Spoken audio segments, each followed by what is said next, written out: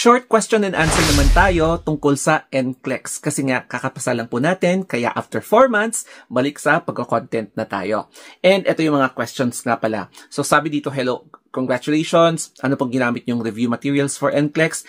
And ito, yung isang question, nagkondo ka ba hotel malapit sa Trident? And may mga food procedures ka rin ba like catheterization, yung mga pwede kong maalala na question sa akin. Pero before anything else, ayan, papakita ko sa inyo yung NCSBN exam policy at ang isa dito is yung admission policy na hindi ko pwedeng i-reveal or i-reconstruct from my memory or i-recall kasi nga pwede akong makapag-violate. And syempre kakakuha ko lang ng license na ilang months ko pinaghirapan.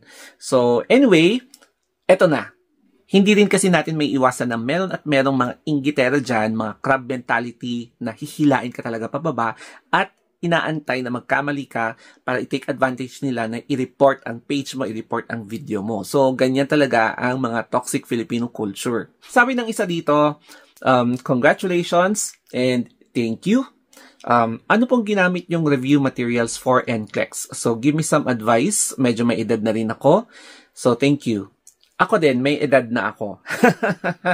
And, nag-enroll ako sa isang review center, which is, sasabihin ko, Simplified NCLEX. Kasi ang isa, sa reason is, sila yung pinaka-affordable. Wala kang makikitang ibang review center na kasing mura nila. And same yung sequence ng kanilang pagbibigay ng review. Ang nagustuhan ko sa kanila is yung strengthening of concepts such as giving each topic ng pathophysiology, which is nakatulong yun sa akin para mapalakas yung concept ko. Kasi mahihirapan kang sagutin yung mga tanong kapag wala kang concept. And nakatulong talaga yung pathophysiology.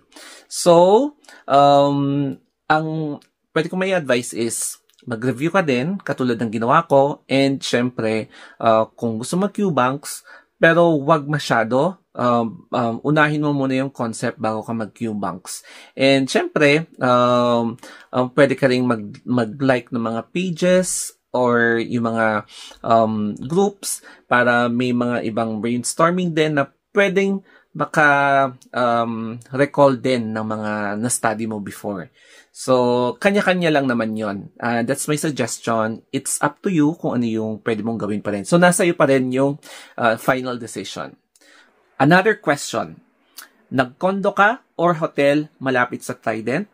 To answer your question, yes, nag-hotel ako and doon ako nag-check-in sa Red Planet Hotel, which is a 3-star hotel located sa Amorsolo Street, doon sa Makati. And 5 minutes walk lang siya papunta sa Trident and vice versa. Kasi nirecommend siya ng friend ko na nag-take na rin ng exam sa Trident Tower. Doon siya nag-book and pinakita pa nga niya sa akin yung video ng room. So, nagustuhan ko siya and doon na ako nag-book online.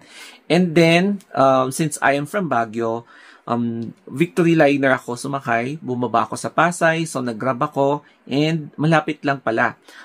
Less than 5 minutes yung grab, taxi, vice versa yun na. So, papunta sa hotel before the exam, and after the exam, from the hotel, papunta sa Pasay din, uwi na ako sa Baguio. So, yun yung answer ko sa tanong mo. And yung isa namang tanong niya is, may mga funda concepts ka ba na na-encounter, mga ganyan, like procedures? So, para sa akin, hindi ako gumagawa ng hindi ako nire-rephrase. The best answer siguro is to master each concept. So, pag fundamentals, i-master mo yung mga electrolytes, mga procedures, lahat. Kasi, kapag na-master mo na yung concept, kahit na ano yung mga ibabato sa'yo ng mga question, at least alam na alam mo kung ano yung approach, kung paano mo siya sasagutin, mga ganyan. And importante rin talaga na i-master mo yung concept kasi kahit na balik-balik na rin yung mga question or lilituhin ka, alam na alam mo kung paano mo sagutin. Magkakaroon ka ng strategy kung paano mo sagutin yung mga questions. Kesyo mahirap man siya or iilaw or parang lumabas sa binasa mo yung exam.